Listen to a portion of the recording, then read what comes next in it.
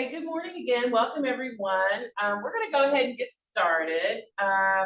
And just real quick to remind everyone to introduce themselves in the chat if they haven't already done so.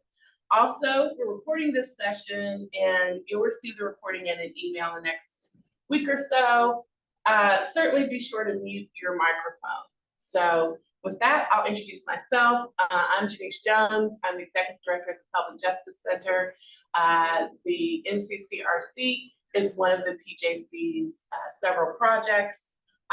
Certainly, I want to thank everyone for joining us this morning. Thank you to our stakeholders who are joining us via Zoom and our friends that are on Zoom this morning. And thank you to the development team for all their work in putting this together, as well as the team from NCCRC for their presentation this morning.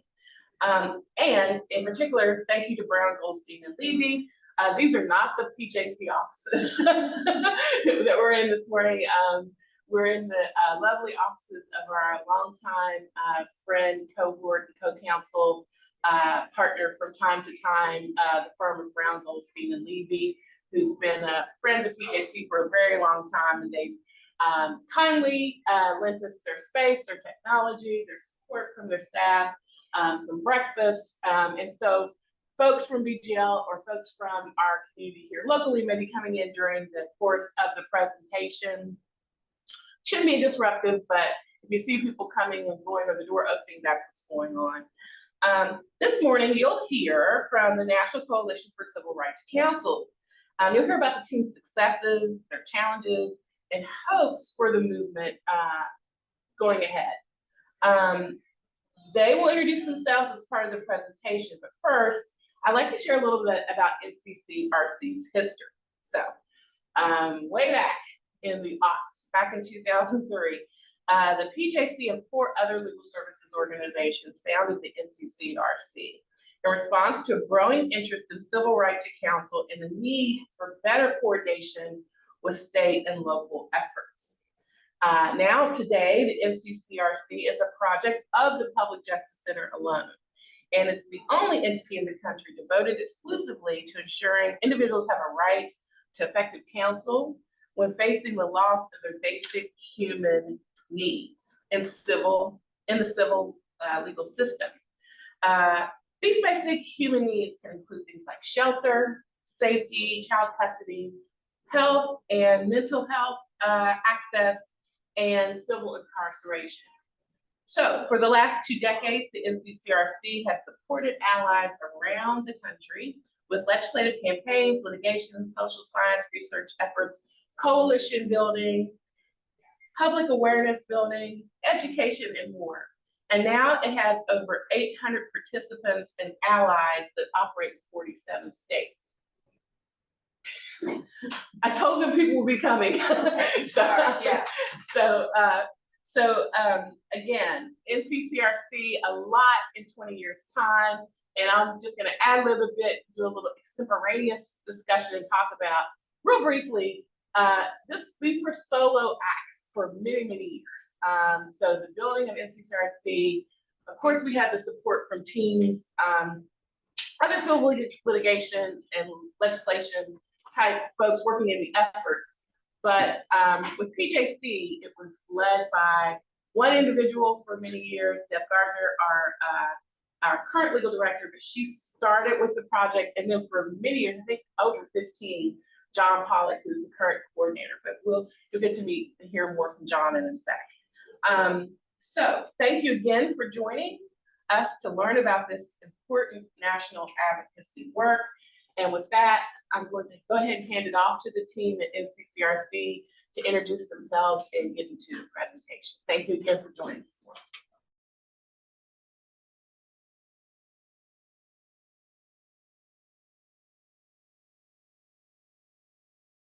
You're muted, John.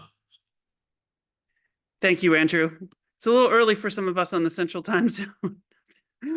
Good morning, everyone, and it's a pleasure to see folks here this morning. We're really looking forward to talking to you about the right to counsel in civil cases and what our team has been up to. Before we get started, we're just going to do really quick intros of our staff, and then we'll talk a little bit about the NCCRC and what we're going to talk about today.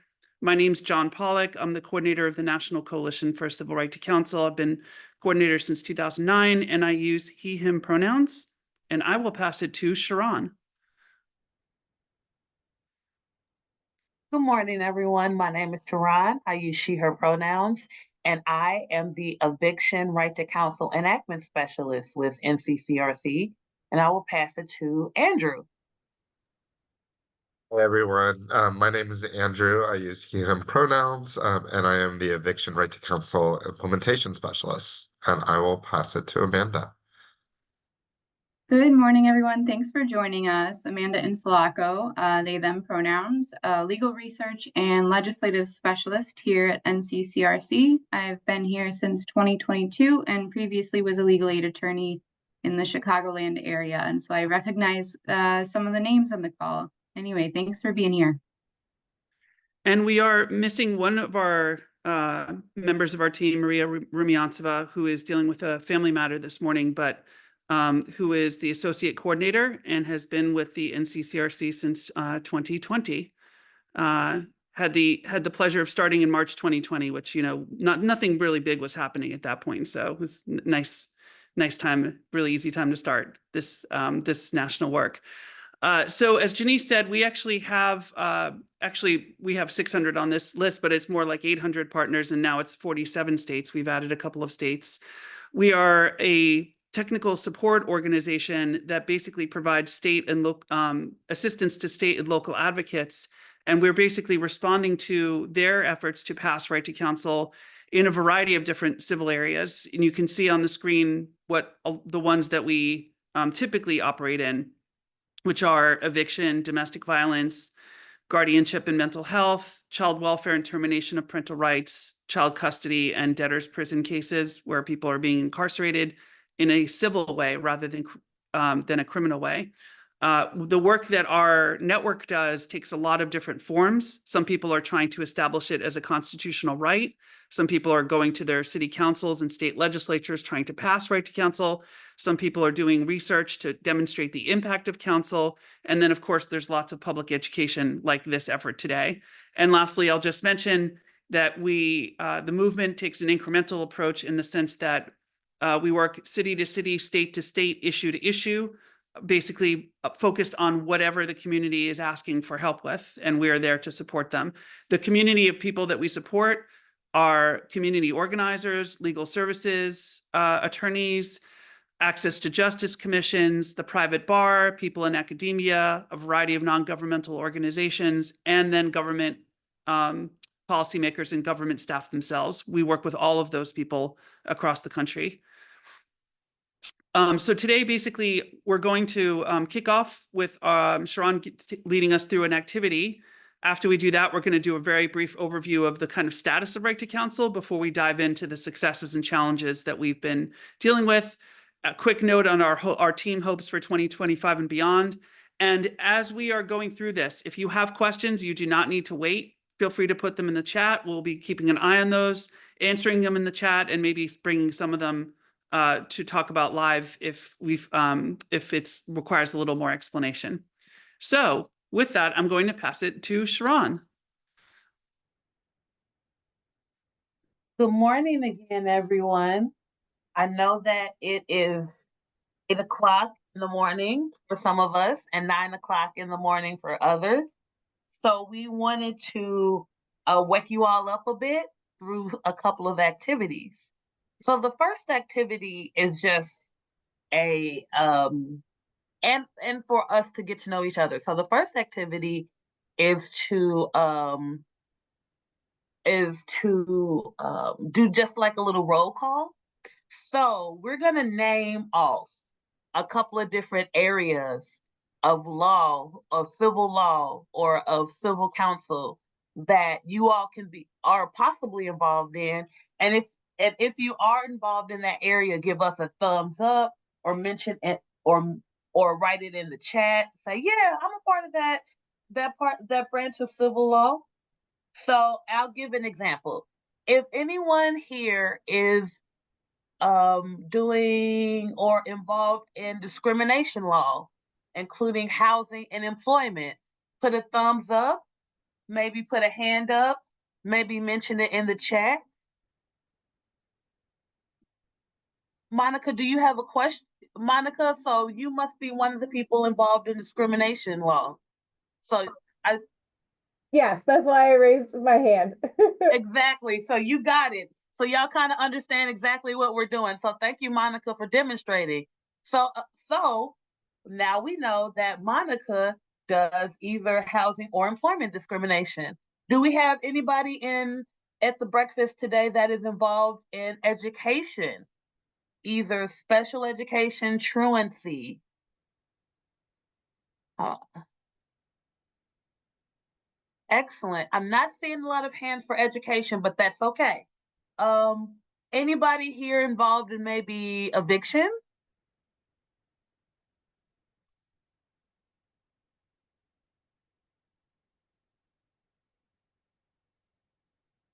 Okay, a couple of people are involved in eviction. Wonderful. Thank you for letting us know. I saw Corey's hand. Cool.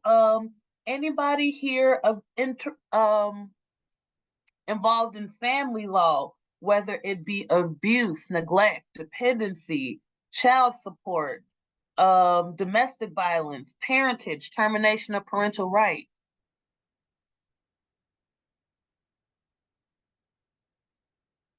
Not, oh, good. We have Deb who's involved with family law. Thank you. A couple of more for us. And Nicole, thank you, Nicole. Anyone on the call at the breakfast involved with financial law, be it public benefits, fees and fines, civil forfeiture? Got very good. Okay, consumer debt. I see your hand, Deb. Thank you.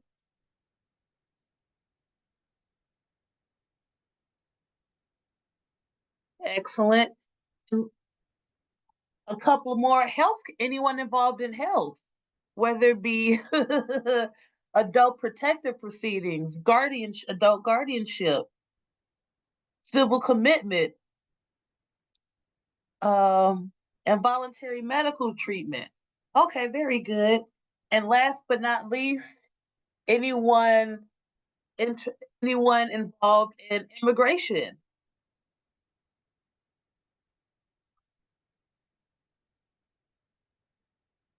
Cool.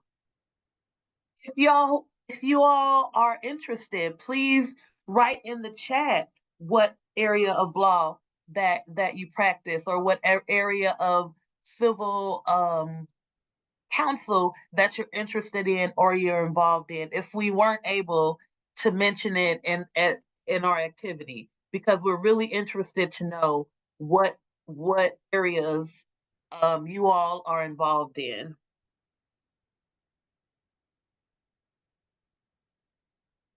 I see prisoners' rights. Wonderful. Thank you, Miriam. Excellent. Cool. A couple of parts for prisoners' rights. I don't know why I didn't mention that one. Thank you so much. Thank you so much. So that was that part of our breakfast was just to get to know each other, get to know what areas of law folks are practicing. So Deb said that we are full service legal aid law firm, so we do all things civil. Thank you for that note, Deb. Okay, very good. So now we know folks are in discrimination law, education law, immigration, health, and prisoners' rights. So now we're going to move on. Now that we know each other a little better, we're going to move on to another part of engagement, which is trivia, one of my favorite things. So we just have a couple of trivia questions for y'all. And the way this is going to work for folks who are joining us virtually, we'll ask a question, and in the chat, you can put which letter you think is the answer to the question.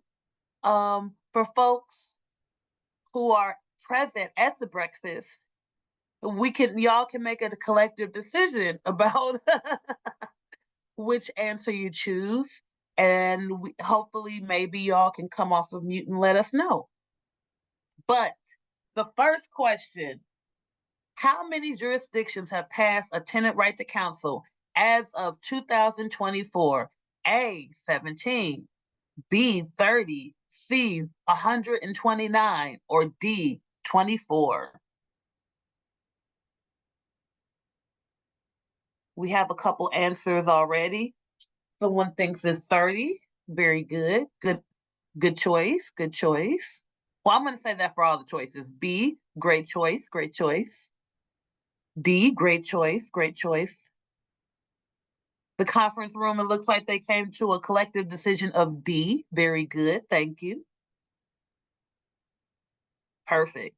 Now that we have some answers, another D. Very good. All right, you all ready for the answer? I know you are on the edge of your seats in anticipation. So the answer is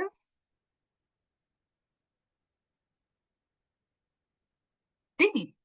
There are 4 jurisdictions now in the United States with right to counsel, 17 cities, 2 counties. Now that unincorporated LA County has it, and 5 states. Thank y'all for that. Next question.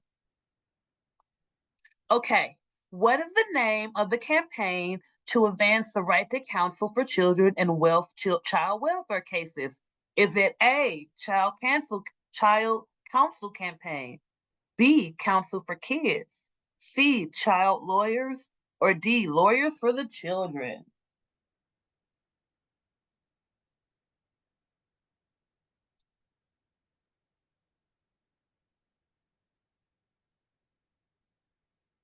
So if you will add your answers to the chat.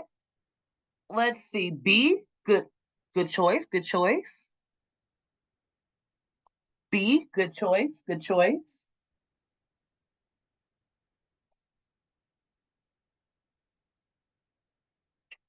I see a few B's, very good, B. Thank you, Joshua. Cool. Well, the answer, unless anybody wants a little more time, the answer is B, Counsel for Kids, or C, 4K. And folks, we have hyperlinks for these slides in case you want more information, when we send them out, in case you want more information. So, last but not least, last question. What jurisdiction passed a tenant right to counsel this year? Is it A, Tennessee, B, Nebraska, C, Pennsylvania, or D, Indiana? And we're looking for the whole state, not a part of the state. So which of these jurisdictions passed tenant right to counsel this year?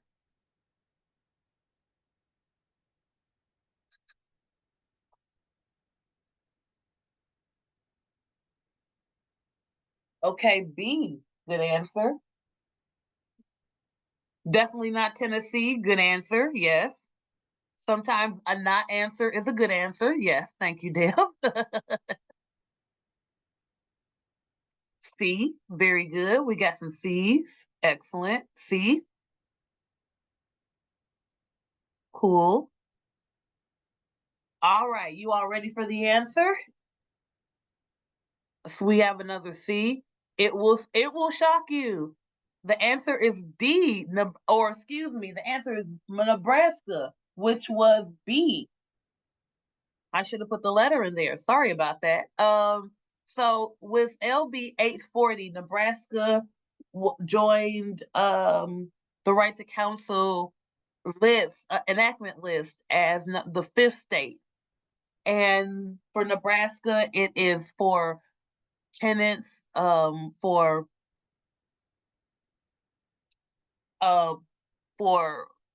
public housing tenants in certain cases, but it's still right to counsel, and it is definitely still a win. Very good. So thank you all for participating in trivia. So the last part of our engagement is a simple question. What have you all accomplished this year? If you don't mind naming your accomplishments in the chat. In whatever area you're practicing, we would love to know what you all think, or what you all consider accomplishments for this year. Knowing that the year is not over, thankfully.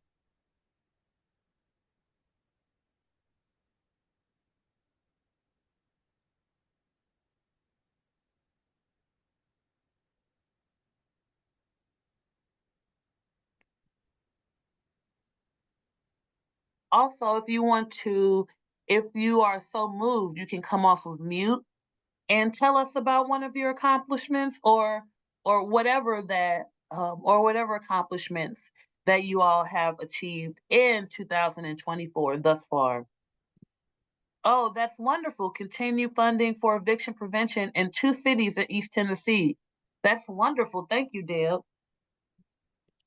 Excellent. Expanded access to counsel in Knox County, Tennessee by opening an office just for eviction prevention. That is phenomenal. That's phenomenal. Thank you for mentioning that, Emily. My organization, Civil Justice Inc., built the coordinated intake system for Maryland access to counsel evictions. That's wonderful. Thank you so much. And yes, Nashville has had major accomplishments in the right to counsel space. That's absolutely true. Thank you for naming that, Deb. Y'all, a lot of y'all in those border states and in the South are really inspiring us with the fantastic work that you all are doing. And Tennessee seems to be a hotbed for tenant rights, at least. So whatever y'all have in the water down there, keep drinking it, because y'all are doing some fantastic things when it comes to civil counsel. And then Rights Behind Bars closed FCI Dublin in Cali, known as a rape camp for female prisoners. That's one. Thank you, Miriam, for mentioning that. And it's exciting to see that you all were able to get that facility closed. So excellent, y'all. Thank you so much for mentioning your accomplishments in the chat. Thank you all so much for participating in our engagement. Hopefully, now that you all are thinking about your accomplishments and the successes that we've had thus far in 2024, you're a little more excited and a little more energized and a little more inspired about the rest of this year and what's coming up next year, which we'll be talking about more as we continue. But thank y'all so much for participating in our engagement activities, and hopefully you are ready and inspired for the rest of our presentation. Thank y'all so much, and I will kick it back to John. Thank you, Sharon. That was great. And it's really exciting to see where people are coming from, the work that they're doing, and their knowledge of this movement. We're going to go just very quickly through a couple of slides about what right to counsel is, just for level setting purposes. A right to counsel, as we have come to understand it, and the movement does, is basically a government commitment established in the law. So basically, funding alone cannot be a right to counsel, even if you are reaching everyone or almost everyone. You need a law that basically says it's a right. It's publicly funded. This is not something we're looking for philanthropy to do. We expect the government to commit funds. It ensures an attorney for all eligible litigants, which basically could be all people who are, for instance, facing eviction. It could be all families with children who are facing eviction. There can be like categories. It can be income-based. There are different ways that it happens. And it's for full representation. The right to counsel movement is not seeking to establish a system where, some tenants get brief service or limited advice and counsel and other ones get full rep. This is a full representation guarantee that's provided in the law. We do generally focus on basic human needs cases, as we talked about before. The American Bar Association passed a resolution in 2006, I believe it was, that named a number of really critical basic human needs, but how basic human need is defined, that changes based on each jurisdiction. They may have some areas that are more of need in their community than in others, and so that's the guidance that we follow. And basically, the reason why we do this work is because, again, it is basic human needs. These cases are not less important than criminal cases. The impacts of losing your home, losing your children, being confined to a mental health facility, involuntarily treated medically. These are very serious infractions on human rights, and we do not believe they're any less important than criminal cases. We know that right to counsel is very effective. We'll talk a little bit more about that later. We've seen the results even before right to counsel passed. We had data showing that legal representation makes a significant difference. We increasingly are seeing studies that says it's cheaper to provide counsel than it is for cities and states to deal with the after effects of not having counsel. For instance, if you're looking at housing, you're looking at homelessness, police involvement, medical health, increased medical health issues, and so on. In the family law arena, you can be looking at foster care costs, which are extremely high. So these are things that jurisdictions are starting to realize. We're also talking about equity and faith in proceedings where only one side is represented, which happens quite a lot. In eviction court, it's almost all the time. The tenants are only represented at a rate of about 4% and landlords at 83%. And overall in this country, about 3/4 of all civil cases have at least one unrepresented party. We do this also because race equity is a very, very critical part of equity. And in many of these proceedings, the people who are facing the loss of their basic human needs are people of color and marginalized communities. And that is a very significant driving force for the work that we do. We also see that when right to counsel is passed, that system actors behave differently. So for instance, judges treat litigants with more respect. They give them a chance to actually have their case be presented. Landlords may actually be less inclined to file evictions. They may try to negotiate more with their tenant first. And these are the kinds of things that that go beyond just what happens in the individual case. It really changes the way that people think about the legal system and the litigants themselves. It's a way of helping the people who are in court fight for their rights themselves with the assistance of a lawyer. It's really important to us that the lawyer is basically doing what the client wants, and that's basically part of the empowerment. So all of these justifications kind of all work at the same time to drive us and to drive the hundreds and hundreds of people around the country who are working to advance this.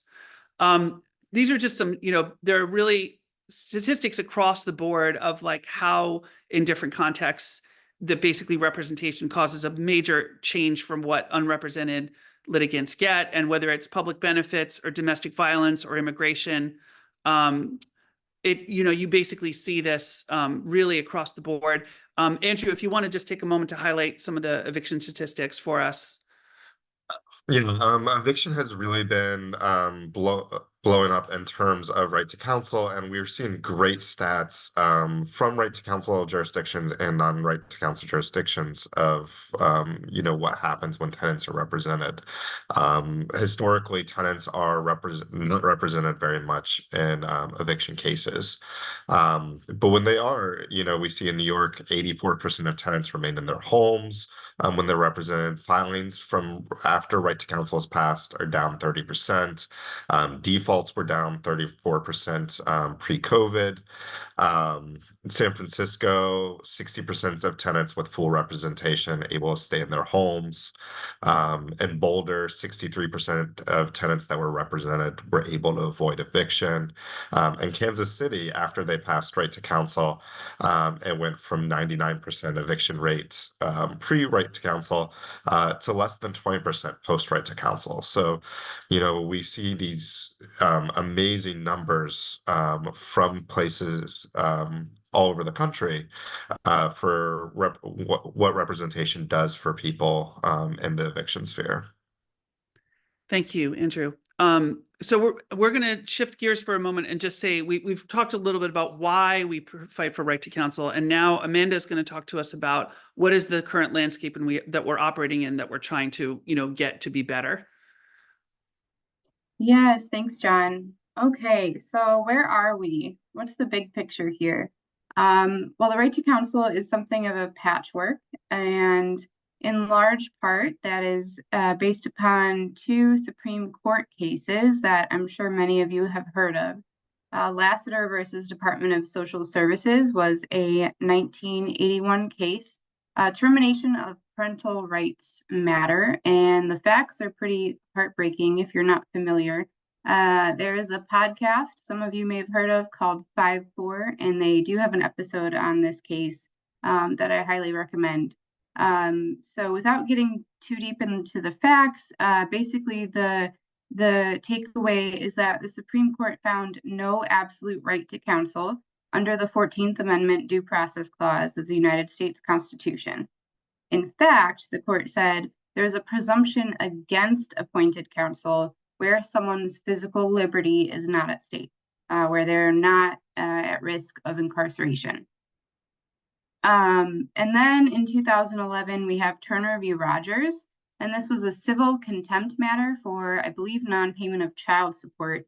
And the appellant in this case, his physical liberty was at stake. Yeah, he was risking incarceration for contempt. But the court held, well, even where your physical liberty is at stake, there's no right to counsel, at least where your opponent is neither the state nor represented. And so this is kind of, the bulk of the federal law that we're working with. And some states have decided to interpret their own versions of the due process clause, their state due process clauses more broadly. They've opted to give greater protections to folks and depart from this precedent.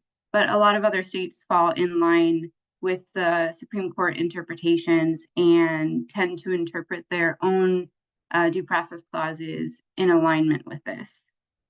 And so what we have here is really a patchwork. Like I said, we refer to it as justice by geography. So depending on where you live and what case type it is, the case law of that area, whether the state legislature has enacted a right to counsel, or even the local level, it really varies widely whether someone is going to have access to an attorney. But the bottom line, I guess, is that every state does have a right to counsel in at least one or more civil proceedings. Next slide, please. So most states, the majority of them, have a right to counsel in these practice areas. So just to give you an idea, we've got the child welfare cases like termination of parental rights and abuse and neglect, judicial bypass for parental consent to abortion. So if a minor is seeking an abortion, oftentimes the state will require them to either notify or obtain the consent of their parents. If they'd like to bypass that requirement to be exempt from it, they can file a case in court for which they are almost always entitled to an attorney. We have quarantine matters, civil commitment, guardianship, and civil contempt. So these are all situations where, again, most states provide counsel. And the next here, we've got many states that provide an attorney to people in cases like adult protective proceedings, parentage, contested adoptions, commitment of individuals or registration of individuals who are alleged to be sexually dangerous or violent, and parole revocation or other post-conviction matters. And so many states provide counsel for these cases. And then we've got some other outliers where there are just a few states, a handful of them, that provide an attorney for custody, private custody matters, domestic violence situations. For example, if the respondent is a minor, perhaps, public benefits, and as we are discussing, housing. A few states and a lot of cities provide counsel. And sometimes in these areas of law, the appointment might be discretionary and not mandatory. So the court is allowed to appoint, but is not obligated to. And so we've got the good, the improving, and the bad, as we say. Again, most states have counsel and TPR. An increasing number of jurisdictions are providing counsel to tenants facing eviction. And then there are other areas like public benefits and healthcare access where very, very few places have a right to an attorney. Okay, so again, I hope that was helpful. And we're just going to turn now to kind of the bulk of our presentation this morning, successes and challenges that we saw this year. Again, we're going to zoom out for a moment and look kind of broadly at this legislative. We track right to counsel related bills annually, and this year we tracked almost 250 bills. A large number of these bills carried over from last year, from 2023. And this does include federal bills, but I will say the vast majority of the legislation we tracked occurred at the state level. In fact, only 8% of the bills we were tracking were federal, and most of those related to immigration matters. And I thought it worth mentioning that every state except 2 was represented. So those 250 bills that we looked at, every state except, I believe it was Oregon and Utah had introduced right to counsel related legislation. And so the types of things that these bills might do, it could be creating a new right to counsel or changing an existing right in some way, perhaps broadening the scope or nature of it. It could change the timing of the appointment or notice about the right, perhaps specify that the right does or does not apply on appeal, or at which stages of the case the right attaches, things like that. And we'll get into a few examples later on to make that, yeah, a little more concrete. But a variety of topics, like John mentioned, we've got abuse and neglect, forfeiture, general family law, education, of course, housing.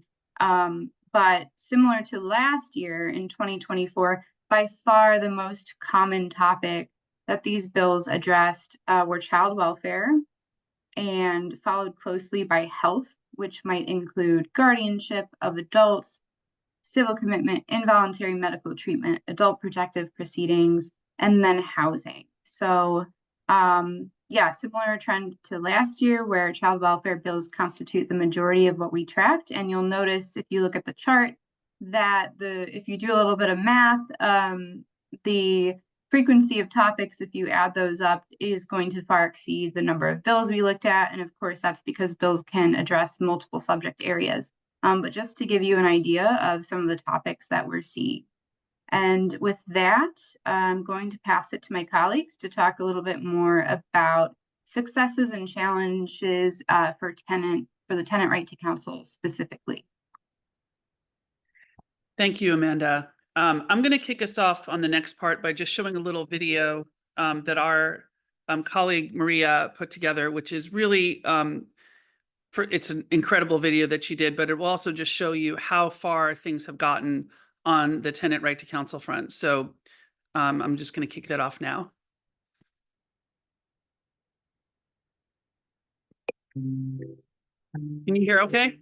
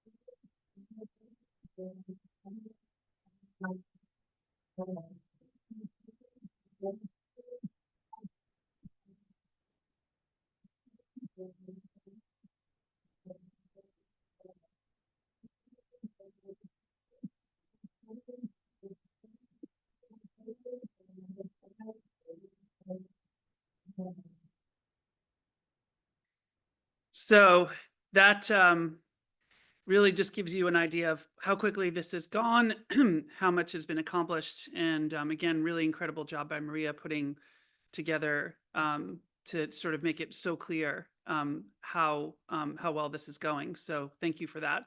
I'm going to turn it over now to Sharon, who's going to talk us through a little bit of a little bit more about what you just saw. Thank you, John. So, efforts for tenant right to counsel have been ongoing for decades through advocacy, organizing, bills and legislation, research, reports, projects, programs, scholarship, and the press, to name some of those places. But New York City became the first city to enact in 2017.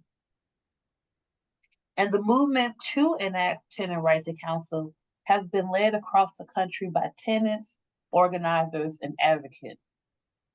Since 2017, the movement has taken off. At the beginning of 2020, there were 5 cities that had a right to counsel for tenants. Now there are 17 cities, 2 counties, and 5 states. And as you can see from this slide in particular, the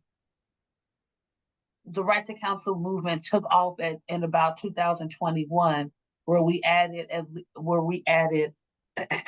excuse me, I'm sorry, 9 jurisdictions from the previous 7. And so since 2021, the movement has just grown, and we're excited to see how much the movement has grown. So this slide shows some of the states that introduced bills in 2023, 2024 legislative sessions. And excuse me, I'm sorry. And one of the exciting things about some of the jurisdictions mentioned here is that they represent every region in the United States. We have the Midwest with Illinois. We have the Southwest with Oklahoma. We have the South with South Carolina. We have the East Coast with New York and Massachusetts and New Jersey. And we have, again, the Midwest represented with Ohio. But it's exciting to see such a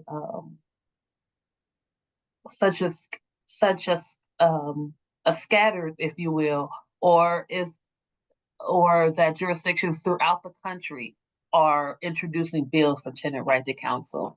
And these are at the state level, not just jurisdictions at the city level, but these are states deciding that tenant bill of rights or right to counsel is not just feasible, but necessary for their state.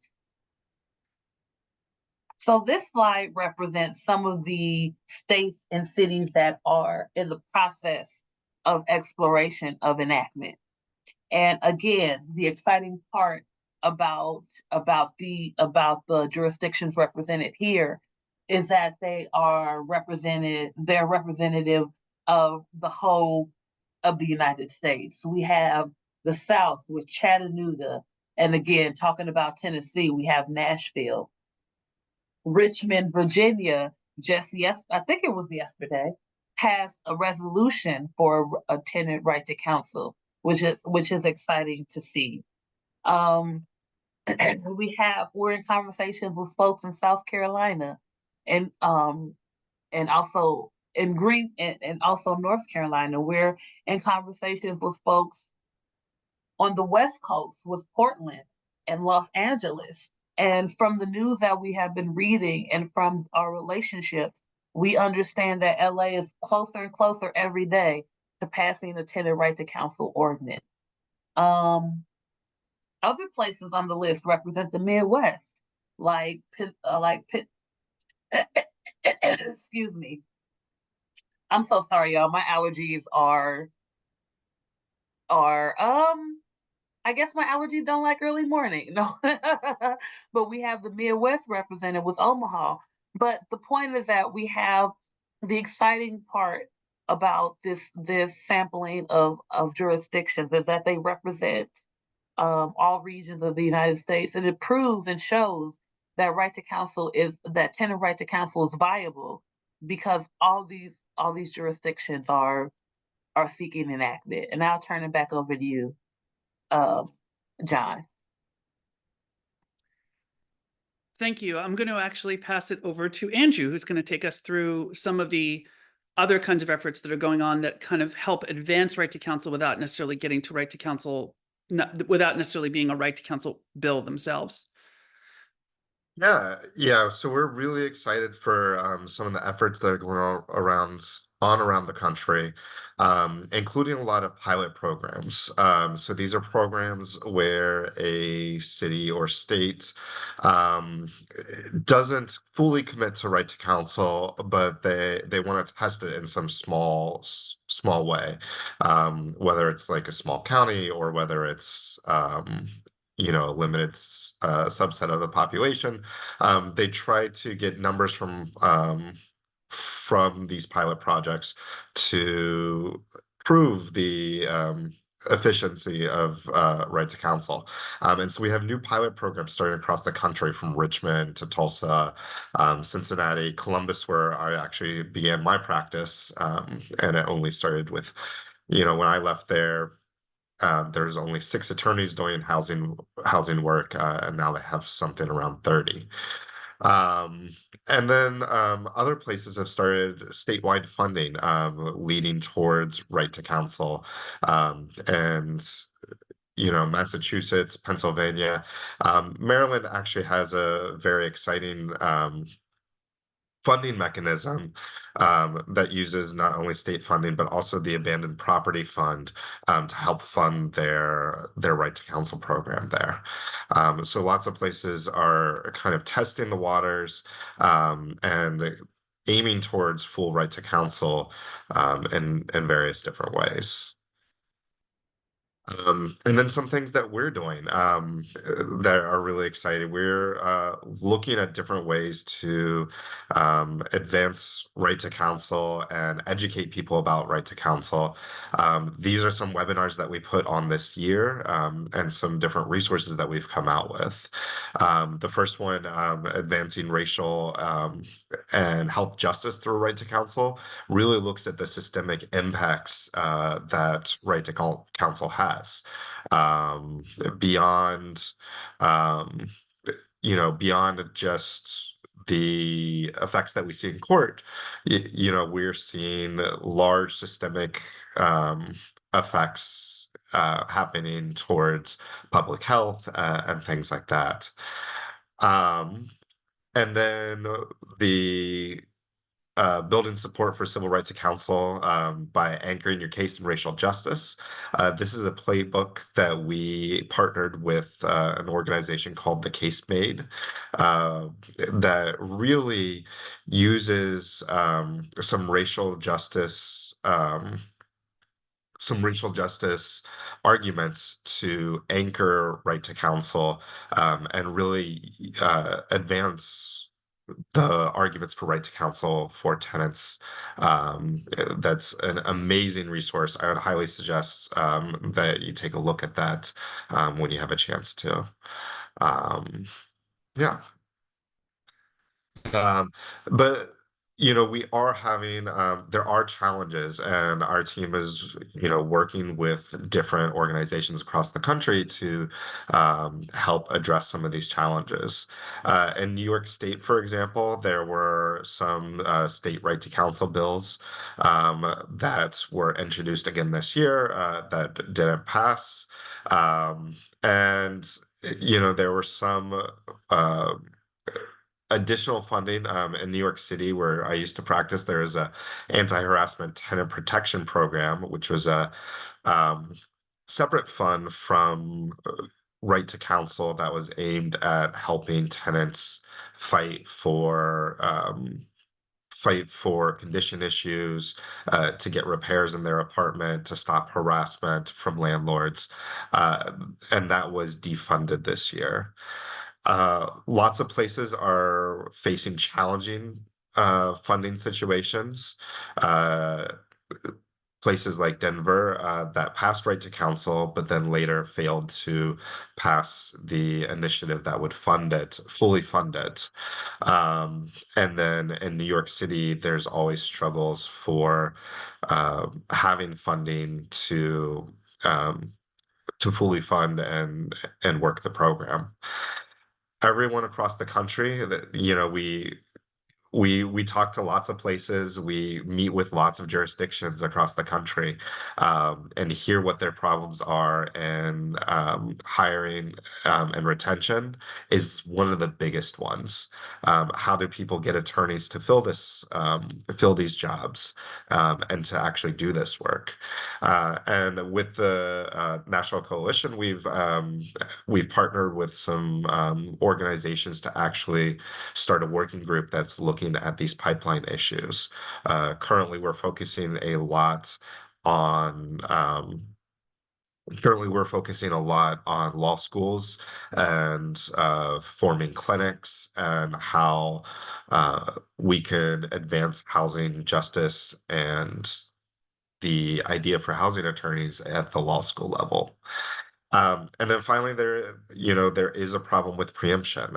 We see this a lot as well, where states really want to do, or cities more likely, really want to do right to counsel, but they are afraid of preemption by the states.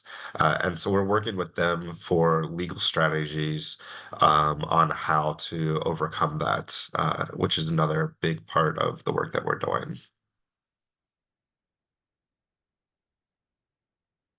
So we're housing definitely has had its challenges, and the movement is working very hard to address them, but it's not the only area that we work in. And as you saw from Amanda's chart earlier, there's a lot of right to counsel activity across the civil spectrum. So we're going to touch fairly quickly on some other areas where the movement is trying to advance things.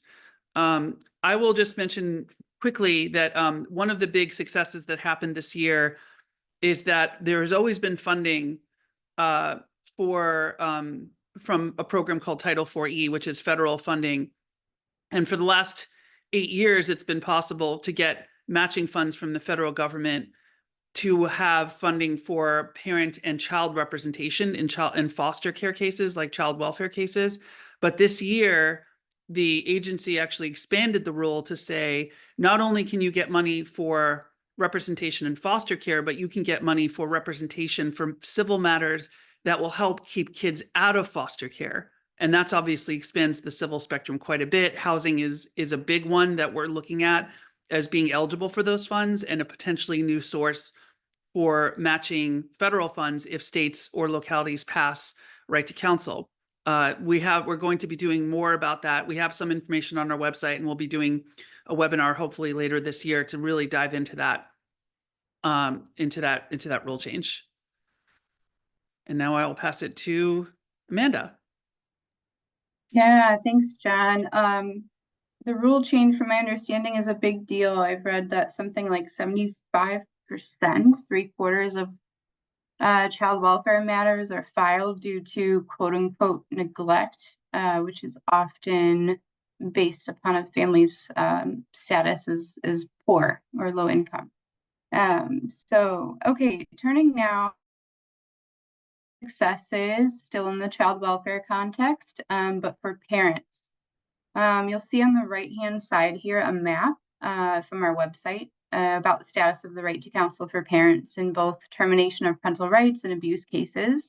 The green states are what we would consider an unqualified right to counsel. Purple states are qualified in some way, perhaps the appointment only applies to certain parents, not all parents, or maybe the parent has to make an affirmative request for counsel, things like that. And then the pink states are discretionary.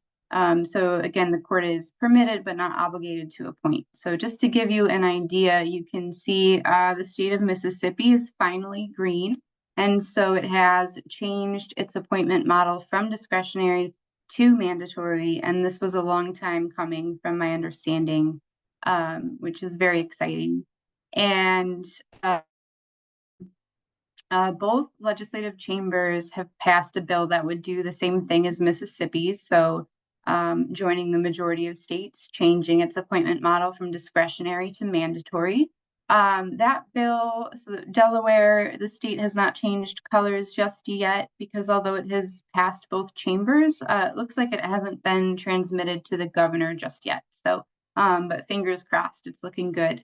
And then we have New Mexico, which has a very unique and exciting bill providing a right to counsel for parents pre-petition. And so what do I mean by that? I mean, before there is a child welfare case filed in court, parents are entitled to an attorney. So this might occur, it's looking specifically in the context of quote unquote voluntary placement agreements where the department has investigated, maybe they have substantiated, I don't know if that's the correct terminology, but the allegation of abuse or neglect, and they may approach, the caseworker may approach the parent and say, please, if you sign this voluntary agreement to place the child outside of the home, remove the child and agree to these terms, then we won't file a case against you. And so New Mexico has actually said, well, parents have the right to an attorney before signing that agreement. And so hopefully it'll result in, better understanding of the implications, and that right to counsel extends through for the duration of the voluntary placement agreement as well. This is an issue that's gaining more attention. Washington State and New York introduced similar bills. Unfortunately, those died, but really happy for New Mexico. And as far as we know, this is the first bill of its kind. Okay, turning now, shifting to children and the child right to counsel. Again, we've got a map here on the left that you can take a look at. New Hampshire has expanded discretionary appointment. So previously, the court could only appoint counsel for a child. It was allowed to appoint counsel for children only if the child's wishes conflicted with the guardian ad litem's recommendation. So for example, the child says, I want to go home. The guardian ad litem says, no, it's in the child's best interest that they be removed or remain with foster parents, for example. In that situation, a conflict between what the child wants and the GAL recommends, the court was permitted to appoint counsel. Now that conflict requirement that triggers discretionary appointment has been removed. So the court is permitted to appoint counsel for all children. And the state, through this bill, also enacted a right to counsel, an entitlement to counsel, but for certain children. So those who are, for example, they're living in a group home or in a state residential treatment program. Next we have Montana. The state enacted a bill to create a process to reinstate parental rights post-termination. And that law even specifies that the child is able to file a petition requesting reinstatement of rights. And for such matters, the child shall receive an attorney. Only 2 other states that we know of, Oklahoma and Oregon, provide a right to counsel to children in reinstatement matters.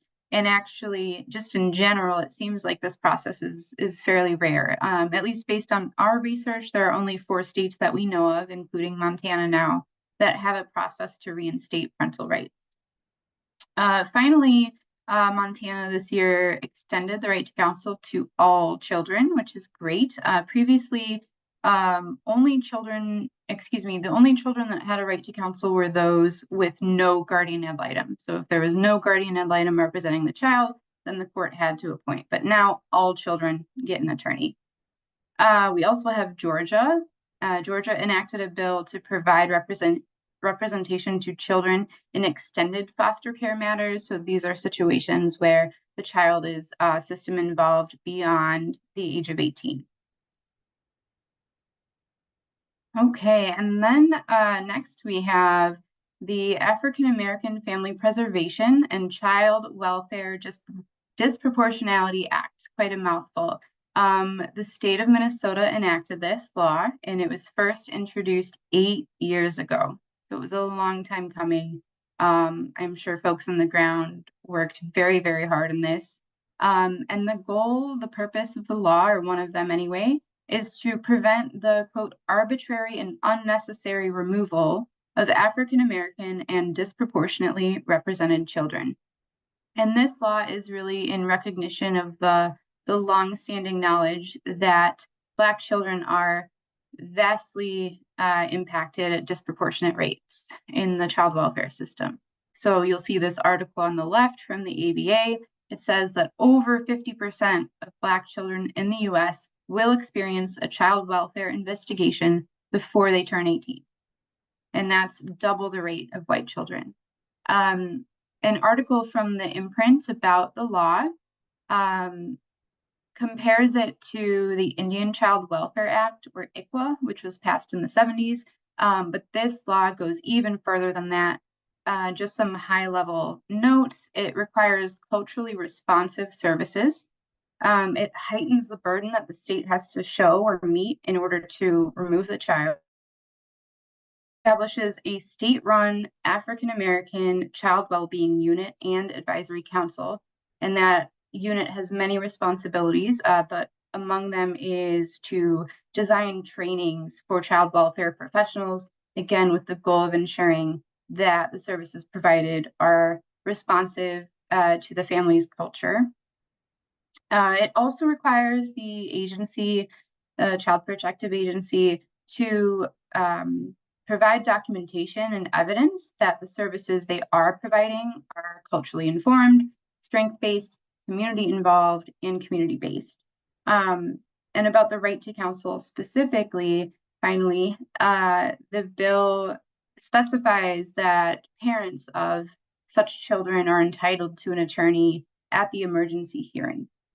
So really exciting news, and hopefully we'll set a precedent or a model for other states, and I'm excited to see how it's implemented.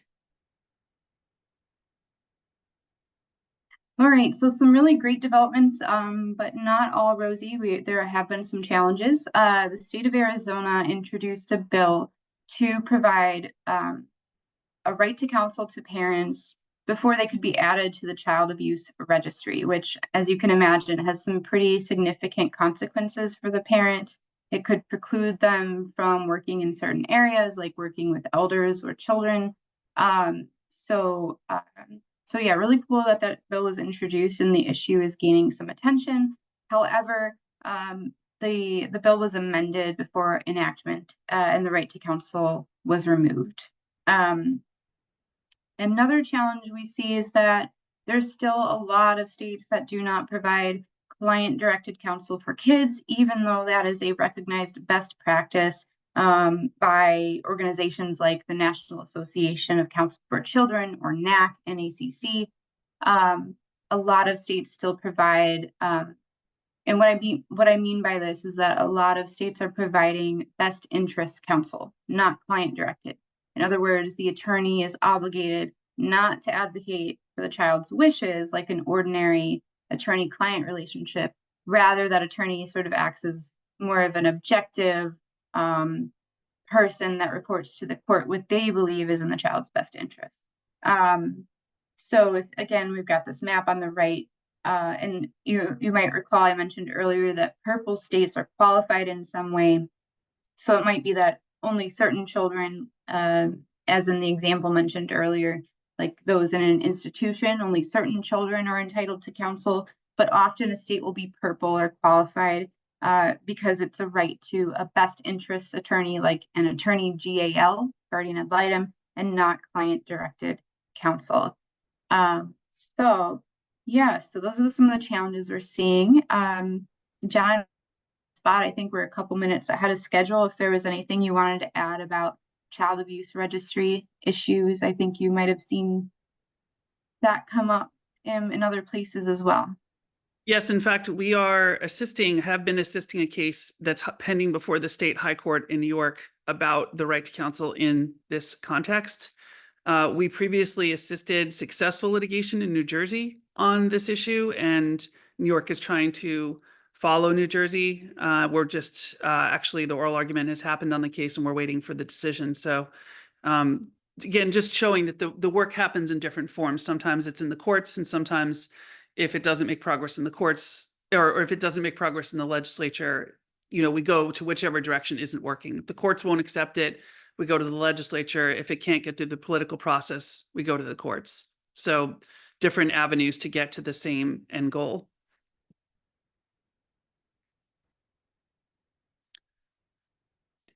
So I'm going to just take a quick minute to talk about mental health, and then we're going to wrap up with our look to the future.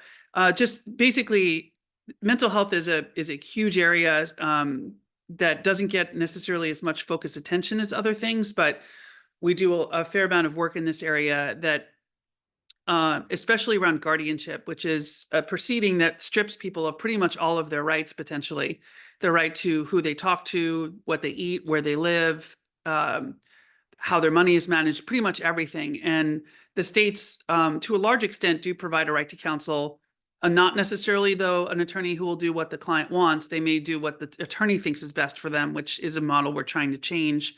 But this year, last year, Pennsylvania finally joined the list of states that have a right to counsel in guardianship. And in Texas, they changed the law so that basically the attorney ad litem has to represent the stated wishes of the client as well as the best interests. There are some states that actually require the attorney to do both at the same time, which is quite baffling, actually, to try to argue if the attorney thinks that something different than what the client wants is what's best, for them to argue for that and also what the client wants at the same time, which is a model we don't support.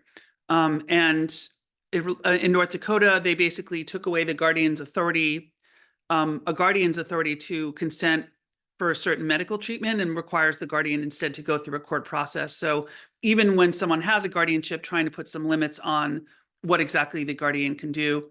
And one of the drivers of a lot of the guardianship work is the Uniform Guardianship Act, which was revised in 2017 and contains a right to counsel. It basically, has that as the recommendation that there should be a right to counsel for people without a request. And we've seen that this Uniform Guardianship Act introduced in like a dozen states since the modification. So we're going to close out now by just saying a few words about what we're looking to for the future. And before we do that, and I'm going to ask each of the staff to do so, I will just say, as we look past now, it would have been impossible at the time that I started this work in 2009 to see the kinds of things you've seen in today's presentation, to see the map with so many bills and, introduced, so many bills passed, so many campaigns going on, so many organizing groups focused on this.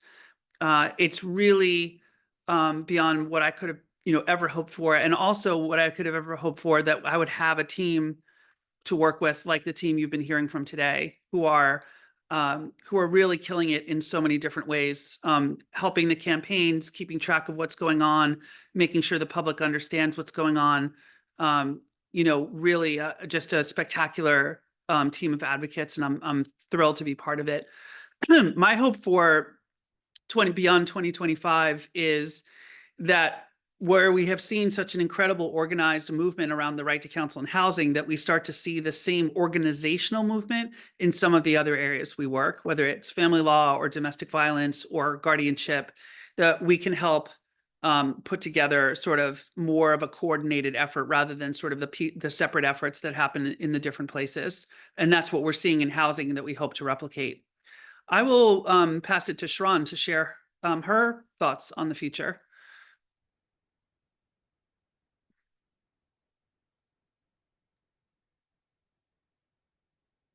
Hi, everyone. Hi again. I'm excited to see jurisdictions throughout the South and the Midwest passed tenant right to counsel ordinances and introduced initiatives to that to enact tenant right to counsel. There is some exciting work going on the West Coast and the East Coast, and it's exciting to see that the South and the Midwest is also has some initiative behind it. So yeah, for 2025, I'm excited to see the South and the Midwest really come up with their tenant bill of rights. Excuse me, tenant. I don't know why I keep saying bill of rights. It must be on my mind, but tenant right to counsel in the South and the Midwest. And in fact, Sharon and I are heading to a conference next month focused specifically on tenant rights in the Southeast, which we're really excited about to see again some of that sort of regional coordinated effort happening. Many thanks to the National Low Income Housing Coalition and the Low Income Housing Coalition of Alabama that are putting together efforts around those meetups. Amanda? Yeah, I think there's a lot to be hopeful for. I'm excited to continue seeing a strengthening of the right to counsel in these really crucial areas, including a move towards continued movement towards client-directed counsel for both children and adults subject to things like guardianship matters. I'm also excited to see what folks on the ground are doing and pushing for, not only in regards to the right to counsel, but maybe in terms of broader reforms like getting rid of or forgiving fees and fines, for example, that make default and then incarceration for non-payment less likely, things like that. So yeah, I think there's a lot of things happening and a lot of things to watch for. Andrew? Yeah, I'm very excited to see a lot of these programs up and running, especially in the tenant right to counsel field. Everything seems to be developing and getting stronger. I'm excited to see a lot of different people working on the issues that are coming up, and some really good national partnerships and movements towards getting more people into the field, to kind of develop a community around right to counsel from the people there that are doing it on the ground. So I'm really excited to be a part of that and to see it continue developing.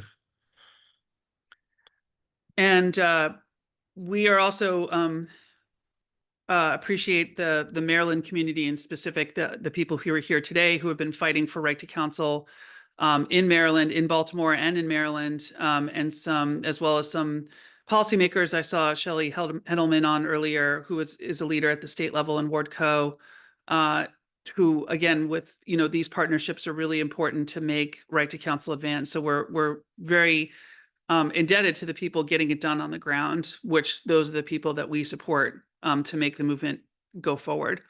I will now pass it back to Janice to wrap us up. Am I on? Yes. All right. Thank you. Thanks so much to everyone for joining us this morning. This is so exciting to see this movement all in one space in this relatively short capsule about all the exciting things that are happening from Nebraska to I have to say that again, Nebraska to Massachusetts, Tennessee to Oregon.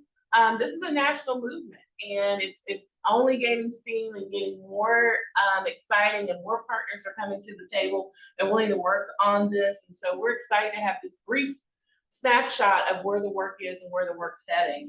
So exciting for 2025 and beyond. So thank you again for joining us this morning for Justice for Breakfast.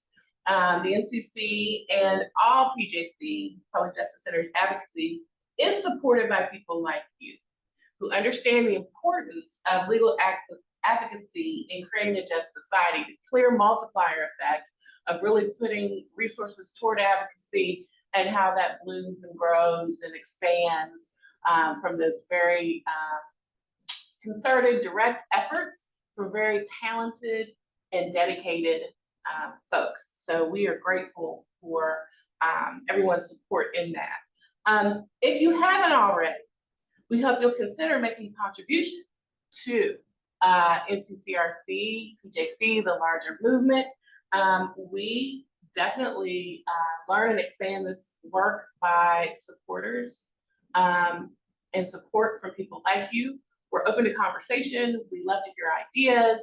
We're ready to move forward to the next step. You know, we just, you know, it's go, go, go with us. And so we certainly appreciate all of the support and the opportunity to continue supporting us through your contributions. So with that, I'll say thank you again. Congratulations to NCCRC and all their important work and their quick expansion, let's just say, from one person to 5 in a short amount of time. And we again thank you for joining us for Justice for Breakfast, our ongoing series from the PJC, where you'll see from time to time opportunities to learn about all of our projects and all of our work in Baltimore and beyond. So thank you very much, and I wish you a good morning.